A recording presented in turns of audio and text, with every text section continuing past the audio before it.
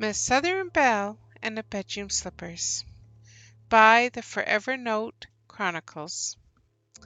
Y'all, I swear this garage ain't been touched since Mama hosted that church potluck in '98, huffed Miss Southern Belle. She wiped her brow with a faded dish towel and adjusted her wide-brimmed sun hat as she looked around the dim, dust-choked garage. Stacked boxes, cobweb shelves, and leaning piles of the past surrounded her. Beside her, her younger sister. Her older sister, forever known as the Bedroom Slippers, because she refused to wear anything else indoors, kicked aside a box with a shuffling of feet. Lord Belle, said Slippers, this place looks like a yard sale got swallowed by a tornado. I'm just saying we need to make space. We ain't had room for that car since who knows when. And that's when they found it. It started with a laundry basket tucked behind an old lawnmower, inside a half-empty bottle of brake oil, a worn Coca-Cola can with faded lettering, and most curious of all, a notebook with the word forever etched in swirling pink glitter. Belle flipped through the pages, which were blank, until the very last page, a love poem, she whispered. Real weird one, too, though. Your eyes are like midnight raccoons. That's poetic, she said with a laugh. Slippers peeked in. That's creepy. Who puts poetry in laundry baskets with car oil? Snap! They both jumped as a loud snapping of fingers echoed through the garage. They turned slowly.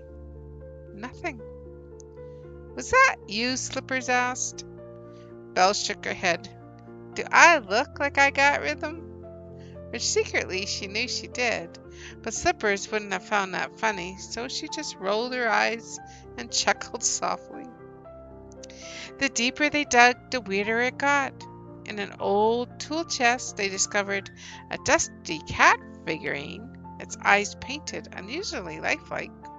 A rubber black snake coiled neatly around a pair of glasses. Oh, Slipper said, that's where my glasses went to. A single yellow glove, clearly meant for yard work, which hadn't been used for years, and a lady vase, which looked like it had aged with time, and a child's plastic toy smiling back at them.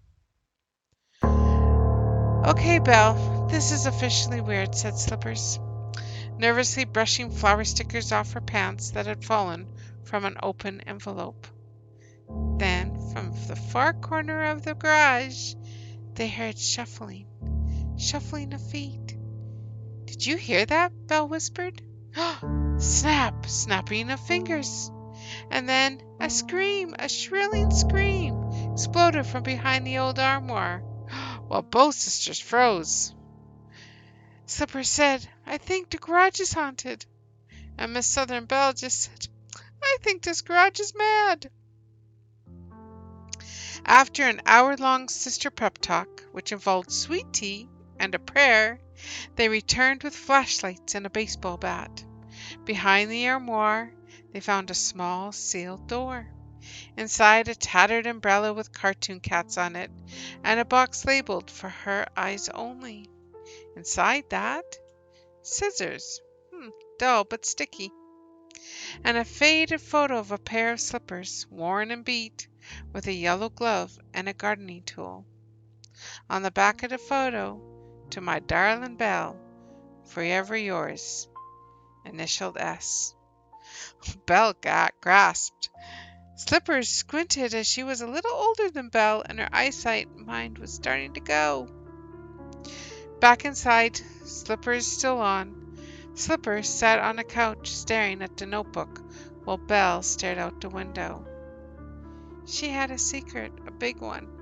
Belle whispered to herself, I should never have tried to get rid of those bedroom slippers. Slippers was whispering to herself. She loved someone else? Who was this mystery man that her sister Belle hid from her? Then they heard it again, shuffling feet down the hallway, and no one else was home. The sisters held their breath. Snapping of fingers, they turned, and a page flipped in the forever notebook on its own. Then that shrilling scream again echoed from inside the house.